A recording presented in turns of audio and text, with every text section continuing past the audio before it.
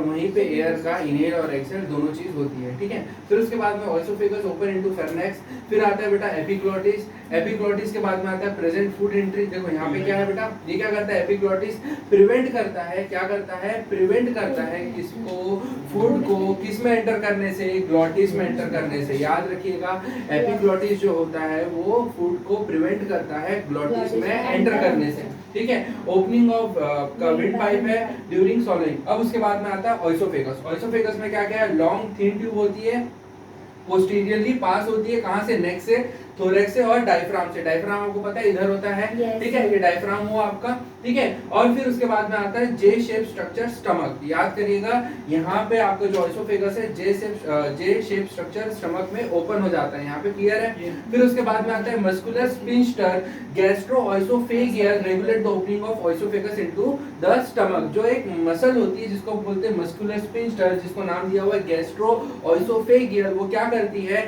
Oesophagus की opening को control करती है, या फिर अगर मैं बोलूं कि रेगुलेट करती है किसके, ऑइसोफेगस की ओपनिंग को। किसमें, स्टमक में। किसमें बेटा, स्टमक में। कौन क्या बोल सकते हैं, रेगुलेट करता है गैस्ट्रोऑइसोफेगियल, या फिर इनको बोलते हैं मस्कुलर स्फिंक्टर, ठीक है। ये आप क्या क्या करती है, रेगुलेट करती है, किसको रेगुलेट करती है, ऑइसोफेगस की ओपनिंग को, ठीक है। भाई ऑब्वियस सी बात है, हम लोग एक्सेस ऑफ खाना खा लेते हैं, फॉर एग्जांपल जब एक्सेस ऑफ खाना खा लेते हैं तो क्या होता है कि आपको लगता है ना कि भाई पेट में बहुत ज्यादा खाना चले गया, तो यहाँ तक बोलते हैं कि सर हमारे खाना छाती तक आ गया, यहाँ तक है ना, जिसको हम लोग बोलते हैं सर चेस्ट तक हमारे फूड गया, खाना आ चुका है। क्या होता है कि जो स्फिंक्टर होता है, मस्कुलर स्फिंक्टर, ये क्या करता है कि आपके पेट में खाना है पहले से, वही डिकम्पोज या फिर वही डिसोशिएट नहीं हुआ है, डिकम्पोज गलत हो जाएगा, वही आपका एब्जॉर्ब नहीं हुआ है, वही आपका एसिमिलेट नहीं हुआ है, और आप और खाना खा रहे हो, तो क्या होगा, वो खाना चेस्ट तक आएगा, ऑइसोफेगस से मस्कुलर स्फिंक्टर के थ्रू या मसल्स गैस्ट्रोऑइसोफेगल के थ्रू ऊपर आते रहेगा, और आपको लगेगा सर चेस्ट में बहुत भारीपन लग रहा है,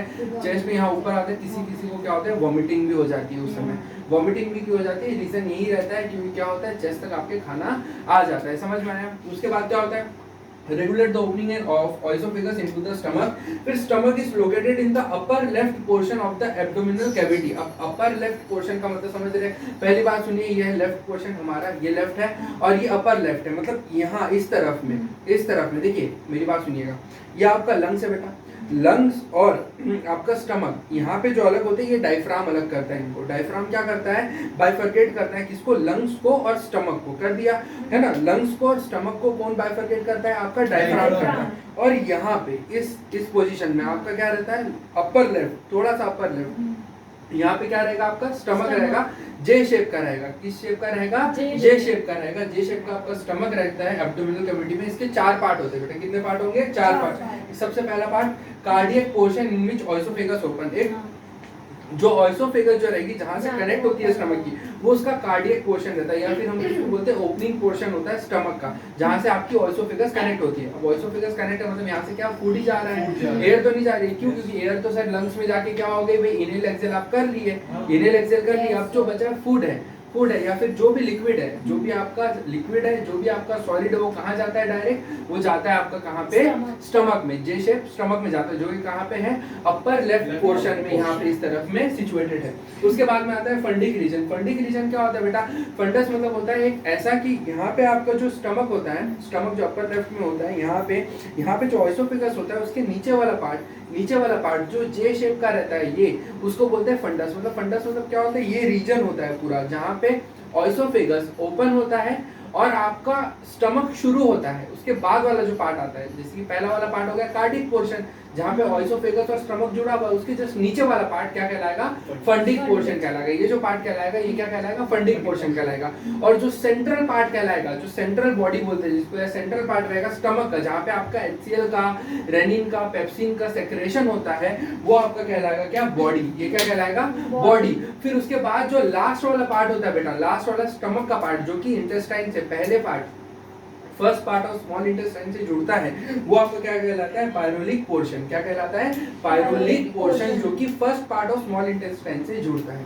समझ में आया? वापस एक बार जल्दी जल्दी पढ़ेंगे। Oral cavity, pharynx, common passage of food and air, trachea और ऑइसोफेगस होते हैं जो कि फेरनेक्स में ओपन होते हैं। एपिग्लोटिस का काम क्या है? एपिग्लोटिस का काम है prevent food entry into the glottis. उसके बाद में क्या? Opening of wind pipe during सॉलोइंग। फिर उसके बाद में याद करिए, ओपनिंग ऑफ विंड पाइप का मतलब है विंड पाइप ओपन, मतलब ओपनिंग ऑफ विंड पाइप का मतलब यहाँ पे आपका जो विंड पाइप है ये ओपन हो जाता है। कब? सॉलोइंग के थ्रू। क्यों? क्योंकि सर जब आप खाना खाते हो तो आप सांस नहीं ले सकते, आप ब्रीथ नहीं कर सकते, क्योंकि ओपन हो जाएगा। क्लोज हो जाएगा तो ब्रीथ कर सकते हो, ओपन हो जाएगा तो ब्रीथ नहीं कर सकते हो। देखो मेरी बात समझो, क्लोज हो जाएगा तो ब्रीथ कर सकते हो, ओपन हो जाएगा तो ब्रीथ नहीं कर सकते हो। इसलिए जब आप सॉलो करते हो किसी चीज को, सॉलिड को, लिक्विड को, तो आप ब्रीथ नहीं करते, ठीक है? फिर सॉलो करने के बाद ब्रीथ करते, क्योंकि वो क्लोज चाहिए। एक समय पे एक ही काम हो सकता है, दोनों काम एक साथ करोगे तो क्या होता है, आपको बाहर आपके क्या बोल सकते हो, खाना आ जाता है, करेक्ट? फिर उसके बाद में लॉन्ग थिन ट्यूब, अब फिर इसके बाद में क्या? ऑइसोफेगस। ऑइसोफेगस क्या बेटा? लॉन्ग थिन ट्यूब होती है, पोस्टीरियरली आपकी पास होती है, कहां से? नेक से, थोरैक्स से और डायफ्राम से। अब देखो पहली बात, ये है नेक, ये जो बीच वाला पार्ट होता है जहाँ पे लंग्स जो होता है, लंग्स आपका कनेक्टेड होता है। जितनी भी रिब्स होती है बेटा लंग्स की, जितनी भी रिब्स होती है वो जो कनेक्टेड होती है उसको बोलते हैं थोरिक कैविटी। क्या बोलती है? थोरिक कैविटी, या फिर इसको बोलते हैं थोरैक्स। वो जो आपकी क्या बोल सकते हैं, बीच में आपकी एक डंडी हड्डी होती है, एक हड्डी, उसको क्या डंडी नहीं बोलेंगे, क्या बोलेंगे? बोन होती है, उसको थोरिक कैविटी बोला जाता है, ठीक है? एक आपकी बोन होती है, बोन से आपके रिब्स जुड़े होते हैं, ठीक है? वो आपके रिब्स जुड़े होते हैं, जितने भी रिब्स होते हैं, ठीक है? तो जितने भी रिब्स होते हैं वो आपके जुड़े होते हैं, उसको बोलेंगे थोरैक कैविटी। थोरैक कैविटी आए, थोरैक कैविटी के जस्ट नीचे होता है, यहाँ पे होता है डायफ्राम, डायफ्राम के नीचे होता है लेफ्ट, अपर लेफ्ट में आपका स्टमक, करेक्ट? और इस जस्ट स्टमक के इस तरफ में यहाँ होता है पेनक्रियास, आपको पता होगा, यहाँ इस तरफ में क्या होता है? पेनक्रियास होता है, ठीक है? फिर उसके बाद में क्या हो गया? जे शेप स्ट्रक्चर होता है स्टमक का। फिर उसके बाद में मस्कुलर स्फिंक्टर गैस्ट्रोएसोफेगियल रेगुलेट करता है किसको? ओपनिंग ऑफ ऑइसोफेगस में। क्या करता है? Opening of oesophagus. कौन करता है भाई? Opening of oesophagus into the stomach, gastroesophageal या मस्कुलर स्फिंक्टर भी इनको बोला जाता है। क्या बोला जाता है? मस्कुलर स्फिंक्टर भी। याद रखिएगा, जो आपका मस्कुलर स्फिंक्टर रहता है, जब वो ऑइसोफेगस जब आपका स्टमक में इस तरीके से कनेक्ट होता है तो वो क्या करता है? फूड को जिस तरीके से, देखो ये मेरा हाथ है इस तरीके से, ठीक है? ये जब हो रहा है तो इससे क्या हो रहा है? फूड को मूवमेंट मिलता है बेटा। आप लोग सुने होंगे पेरिस्टाल्टिक मूवमेंट, याद करो जब आप ऑइसोफेगस पढ़े थे बेटा सब। यस। तो पेरिस्टाल्टिक मूवमेंट जो होता है वो इसी तरीके से होता है कि पेरिस्टाल्टिक मूवमेंट क्या होता है कि ये आपको ऑइसोफेगस ऐसे होते रहता है, ठीक है? ऐसे हो रहा है, ऐसे हो रहा है। तो ये जब स्टमक में गिरता है, जब स्टमक, इसको मूवमेंट चाहिए, गले में फूड अटकना नहीं चाहिए। जब गले में फूड अटक जाता है तब आपका पेरिस्टाल्टिक मूवमेंट अच्छे से नहीं होता, तो आप क्या करते हैं? पानी पीते हो, पानी पीते हो। जब गले में आपको फॉर एग्जाम्पल गले में फूड अटक गया तो कभी कभी हिचकी भी आती है, बहुत ज्यादा हिचकी आने लगती है। हिचकी आने का कारण भी डायफ्राम होता है, आपको पता है, मैंने बहुत पहले भी बताया था। जो हिचकी होने का कारण जो होता है, हिचकी जब आपको आती है ना, हिकअप जो होते हैं, हिकअप जो आपको आते हैं वो क्यों आते हैं? Due to the inflation of diaphragm and क्या बोल सकते हैं? डिफ्लेशन ऑफ आपका डायफ्राम, इन्फ्लेशन ऑफ डायफ्राम या फिर डिफ्लेशन ऑफ डायफ्राम, ठीक है? जो इन्फ्लेशन और डिफ्लेशन होता है डायफ्राम का, वही आपको क्या करते हैं? हिकअप लिखते हैं। तो आप लोग क्या बोलते हो कि मम्मी बोलती है भाई एक काम करो, 7 बार पानी पी लो ऊपर मुंह करके। ऊपर मुंह करके क्यों पानी पीने का रीजन क्यों रहता है? चाहे ऊपर मुंह करके चाहे नीचे मुंह करके पानी क्यों पीना रहता है? इसका रीजन है, जब आप वाटर पीते हो, जब भी सुनिए यहाँ पे सुनिए, ठीक है? जब भी आप लोग कोई लिक्विड लेते हो या फिर आप वाटर पीते हो तो क्या होता है? जैसे ये वाटर जो है आपका ऑइसोफेगस से जाता है, ऑइसोफेगस से जैसे ही जाता है यहाँ पे होता है आपका डायफ्राम, ये होता है डायफ्राम। जब भी आप वाटर लेंगे तो वाटर क्या करता है? ठंडा होता है, ऑब्वियस सी बात है।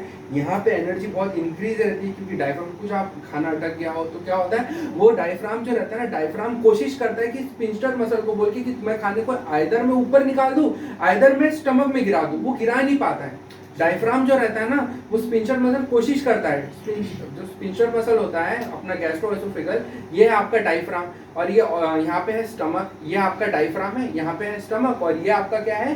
Sphincter muscle. ये कोशिश करता है, डायफ्राम के पास आ गया, अबे कोशिश करता है ऐसे कोशिश करता है कि भाई मैं इस खाने को नीचे गिरा दूं, आइदर मैं इसको ऊपर लेके आ जाऊं। तो यही दो कोशिश में जो आपका डायफ्राम होता है उसी में क्या होता है भाई, आपका इन्फ्लेशन या फिर अगर मैं बोलूँ डिफ्लेशन या इन्फ्लेशन, दोनों एक साथ होते रहता है। जैसे आप पानी पीते हो तो पानी क्या करता है, ये जो फूड मटेरियल है इसको नीचे धक्का मारता है, जैसे ही नीचे जाता है स्पिंक्टर मसल कंट्रोल होते हैं, स्पिंक्टर मसल जैसे कंट्रोल होता है या गैस्ट्रोएसोफेगल जैसे कंट्रोल होता है, डायफ्राम भी शांत हो जाता है। इसीलिए बोला जाता है कि भाई आप पानी पियो 7 बार 6 बार, और रुक रुक के पानी पीने में भी एक इसका रीजन है, रुक रुक के इसलिए बोला जाता है, जब आप रुक रुक के पानी पीते हो तो क्या होता है, फूड मटेरियल को एक प्रॉपर तरीके से, देखो अब एक साथ पानी पी लोगे तो क्या होगा, पानी वॉल के थ्रू क्या बोल सकते हैं लगकर नीचे स्टमक में चले जाएगा, लेकिन आप धीरे धीरे पानी पियोगे तो क्या होगा, थोड़ा थोड़ा पानी पियोगे तो प्रॉपर वो फूड मटेरियल एब्जॉर्ब करेगा पानी को एब्जॉर्ब करेगा तो क्या होगा, थोड़ा सा एक सेमी लिक्विड टाइप का बनेगा, थोड़ा सा लिक्विड टाइप का बनेगा, और लिक्विड टाइप का बनेगा तो वो नीचे प्रॉपर गिर जाएगा। सबका एक लॉजिकल रीजन होता है, ठीक है, ऐसा नहीं कि भाई लॉजिकल रीजन नहीं है, प्रॉपर सबका एक लॉजिकल रीजन होता है। समझ में आ गया? उसके आगे यहाँ पे समझ में आया, regulate the opening of oesophagus into the stomach. फिर बोला stomach is located in the upper left portion of the abdominal cavity, has 4 parts, cardiac portion in which oesophagus open, B fundic region, C body and pyloric portion. सबसे पहला cardiac portion in which oesophagus open. Cardiac जब भी देखो लोगों क्या होता है मन में जैसे कार्डियक आता है तो लोग सब समझ लेते हैं सर हार्ट मसल, क्योंकि सर सबको पता है कार्डियक मसल जो होती है नॉर्मली हार्ट मसल होती है, और वही कार्डियक मसल ही हार्ट को फॉर्म करती है। हमने पढ़ा हुआ है कार्डियक सेल, कार्डियक मसल, सारी चीज पढ़ी है। लेकिन यहाँ पे कैसा है, यहाँ पे क्यों इसको कार्डियक बोला जा रहा है, इसका रीजन है। कार्डियक पोर्शन और कार्डियक मसल इसको यहाँ इसलिए बोला जाता है, रीजन क्या है सर, रीजन ये है कि आपको पता है जैसे कि हार्ट जो होता है हमारा साउंड कैसे करता है बेटा, हार्ट कैसे साउंड करता है, लब डब, वेरी गुड, क्या है लब डब, देखिए लब डब। फॉर एग्जांपल अगर मैं बोलूं इसी के हम लोग इनहेल एक्सहेल भी करते हैं ना, वैसे भी एक लोग क्या करते हैं सिस्टोल डायस्टोल होता है, वैसे ही आपका क्या होता है लब डब, लब डब। सेम जो होता है कार्डियक, जो आपकी कार्डियक पोर्शन होता है जहाँ पे एसोफेगस और स्टमक का जुड़ाव होता है, यहाँ भी जो आपका मूवमेंट है वो इस तरीके से होता है, इस तरीके से मूवमेंट, ठीक है।